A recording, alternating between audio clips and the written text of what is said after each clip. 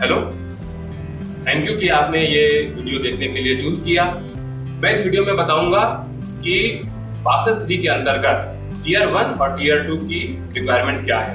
यानी कि Basel 3 implement होने के बाद टीयर 1 में कितनी कैपिटल चाहिए रिस्क वेटेड एसेट्स के रेशियो के हिसाब से, और टीयर 2 में कितनी चाहिए, टोटल कैपिटल कितनी चाहिए। अब मैं आपको बताने जा रहा हूँ कि बासेल 3 में ऐसा क्या नया है जो कि इसके पहले वाले निर्देशों यानी बासेल 2 में नहीं था। तो बासेल 3 में सबसे पहले जो एक चीज है वो है कि इसमें टॉप क्वालिटी कैपिटल यानी वो कैपिटल जो कि सबसे पहले रिस्क एब्जॉर्ब कर। कैपिटल का मतलब क्या है? वो पैसा जो कि सबसे पहले जोखिम बर्दाश्त करता है। पर कैपिटल में भी कई तरीके हैं, कई टुकड़े हैं, जैसे टीयर 1 कैपिटल, टीयर 2 कैपिटल, इसमें भी कई हैं।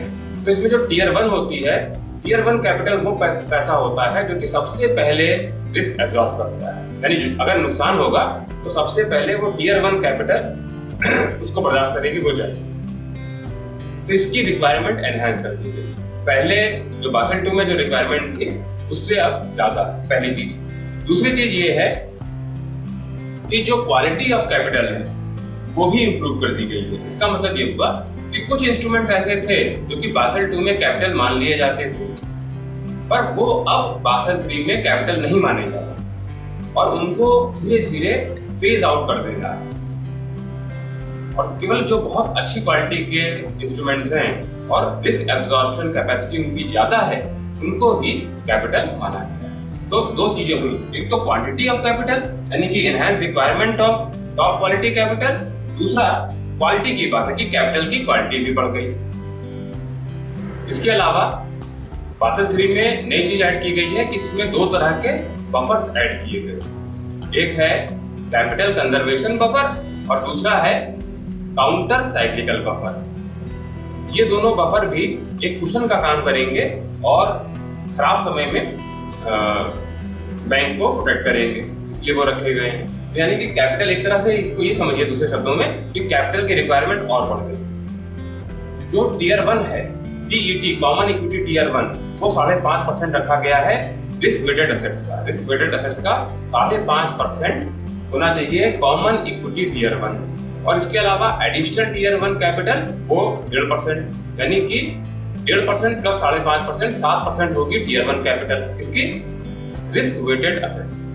इसके अलावा बासेल 3 में लिक्विडिटी रिस्क को कवर करने के लिए लिक्विडिटी कवरेज रेशियो और लिवरेज रेशियो एक नॉन रिस्क डिनोमिनेटेड रेशियो रखा गया है, यानी कि इसका रिस्क वेटेड एसेट से कोई मतलब नहीं है।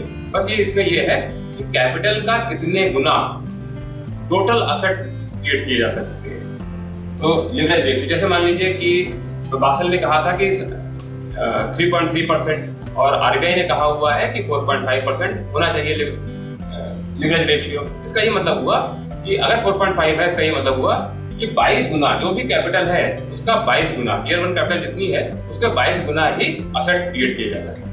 और अगर 3.3% है तो 33 टाइम्स एसेट्स क्रिएट किए जा सकते हैं जो भी टीयर 1 कैपिटल है। लिवरेज रेशियो में रिस्क की बात नहीं है, क्योंकि लिवरेज रेशियो को मैं दूसरे वीडियो में डिटेल में समझाऊंगा। और लिक्विडिटी कवरेज रेशियो का मतलब ये है कि अलग अलग टाइम होराइजन्स के लिए जो जरूरतें होने वाली हैं, जो लायबिलिटीज है जिनको पे करना है, उसके लिए लिक्विड एसेट्स बैंक के पास हैं कि नहीं, इसको नापने के लिए लिक्विडिटी कवरेज रेशियो बनाया गया है। तो ऐसे बासेल 3 में कई चीजें हैं जो इंप्रूवमेंट है, एनहांसमेंट है बासेल 2 से। बेसिक जो उसमें पिलर है, 3 पिलर जो बासेल 2 में थे, वो 3 पिलर बासेल 3 में थे। बासेल 3 में जो कैपिटल रिक्वायरमेंट की बात कही गई है उसमें कहा गया है कि रिस्क वेटेड एसेट्स का कितना परसेंट किस तरह की कैपिटल होनी चाहिए। तो उसमें उन्होंने कहा है कि टीयर 1 कैपिटल 7% होनी चाहिए। इस टीयर 1 कैपिटल में सीईटी यानी कॉमन इक्विटी टीयर 1 वो कम से कम 5.5% होनी चाहिए। इसका ये मतलब हुआ कि एडिशनल टीयर 1 वो 1.5% तक हो सकती है। तो 1.5% प्लस 5.5% ये हो गया 7%। और टोटल मिनिमम जो कैपिटल है वो टोटल हो सकती है 9%। तो इसका ये मतलब हुआ कि टीयर 2 कैपिटल वो 2% हो सकती है। 7% प्लस 2, अगर यही पूरी टीयर 1 कैपिटल ही ज्यादा हो तो उससे भी काम चल सकता है, पर टीयर 2 कैपिटल वो 2% हो सकती है। मिनिमम टोटल कैपिटल होनी चाहिए 9%। कैपिटल कंजर्वेशन बफर ये 2.5% हो सकता है। इसका मतलब ये हुआ कि बासेल 3 के इम्प्लीमेंट होने पर total capital plus capital conservation buffer ये 11.5% होना चाहिए। 9% प्लस 2.5% 11.5%। अब इसमें आप ये समझिए कि टीयर 1 और टीयर 2 में अंतर क्या है। टीयर 1 वो पैसा है जो कि सबसे पहले जोखिम बर्दाश्त करता है, और अगर ये पूरा खत्म भी हो जाए तो बैंक चलता रहेगा, वो दिवालिया नहीं होगा। इसको कहते हैं गोइंग कंसर्न कैपिटल। टीयर 1 को कहते हैं गोइंग कंसर्न कैपिटल।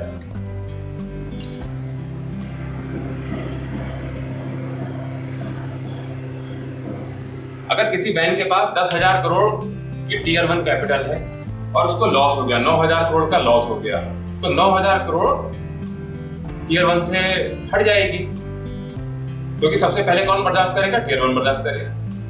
और फिर वो बाजार में जा करके और 9,000 करोड़ की कैपिटल उठा सकता है और बैंक चलता रहेगा।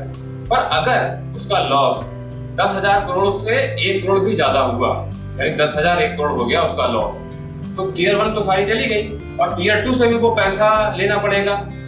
डिपॉजिट तो बहुत बात की बात है, और टीयर 2 कैपिटल से लेना पड़ेगा। अगर टीयर 2 कैपिटल से जरा सा भी पैसा लिया गया तो बैंक को लिक्विडेशन में जाना जरूरी है। इसीलिए टीयर 2 कैपिटल को कहते हैं गॉन कंसर्न कैपिटल। क्या कहते हैं उसको? Gone concern capital.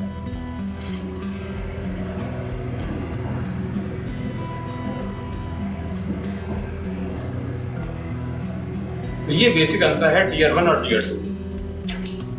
अभी तक मैंने जो बताया है, अगर उसमें कहीं और क्लैरिफिकेशन की जरूरत है तो नीचे कमेंट्स में आप सवाल लिख सकते हैं, क्वेरी लिख सकते हैं, इसका मैं जवाब दे दूंगा।